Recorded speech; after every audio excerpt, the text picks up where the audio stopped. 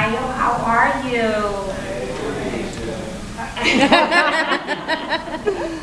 I'm not as charismatic as Tanya, and I don't have an extensive resume as the judge here, but I hope you get something out of what I said, because I'm truly here for you, and I'm in my element right now, and I feel at home, and I'm just glad to be here. I want to first take this opportunity to thank Latasha Watts for inviting me here and allowing me the opportunity to speak to you.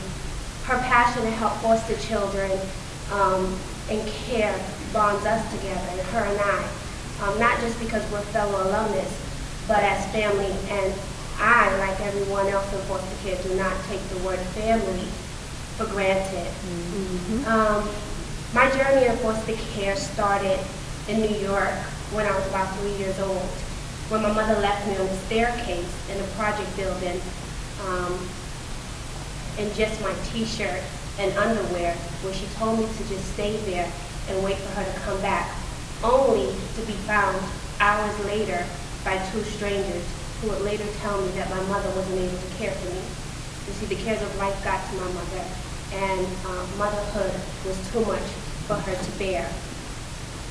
Nevertheless, between the age of 2 and 12, I was given back to my mother several times. And honestly, I can tell you, I don't remember a day going by when I was with my mother that I wasn't either beaten severely or abused verbally, with her favorite being with me in a tub of water and hitting me with the buckle of a belt several times against my body. Why, you ask? Well, she didn't have a reason. I just became her punching bag whenever she got frustrated. Then the day came when I decided I didn't want to get beat anymore. Although I loved my mother and I felt like I needed to be there to protect her, for some strange reason, I knew it was time for me to go. And after my last severe beating, I said to myself, either she's going to kill me or I'm going to wind up killing her. And so I ran away at 12 years old, never to return home again.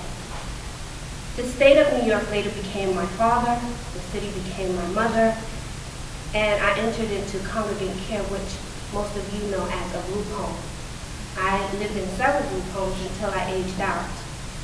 And you would think life would have gotten easier for me, because now I was in the hands of those who were supposed to care for me, love me, protect me, and guide me. However, that was not the case in foster care for me. You see, foster care became my battleground for learning how to survive on my own, because I was not guided. I didn't have that protection, and no one really cared. And like with all wars that you engage in, I became extremely violent, full of anger, and wanting to destroy anyone I felt was attacking me.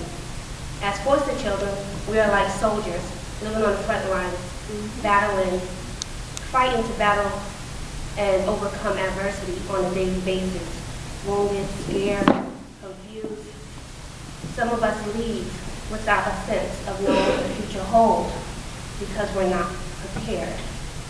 Well, I say to you, don't allow adversity to determine your destiny, but instead use the wisdom, because there is a lot of wisdom in what you're going through that comes from it, and find your purpose in life. Don't wear someone else's label called troubled, lazy, reckless, uneducated, and or angry, but instead dress your own self and wear only the labels of successful, educated, resilient, and determined.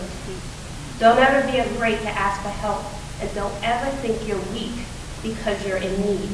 Remember, the squeaky wheel always gets the oil first. So stand up, be heard, and ask for what you want, because I did. And I was able to leave the system with a high school diploma and a full-time job that would enable me to support myself. Later receiving, as Tanya has said in my bio, a master's degree, and now I am the CEO of my own nonprofit organization, helping others just like you to make it through the tunnel of independence. Like someone once told me, and this is what I want to leave you guys with, and I want you to think about it. Don't let ignorance, whether it be yours or someone else's, define or ruin your significance. Believe on purpose and know that you can too succeed, just like me, just like Latasha, just like Tanya, and just like the judge. I love you for real, and I wish you all the best, and I'm here for you, as always. Thank you so much.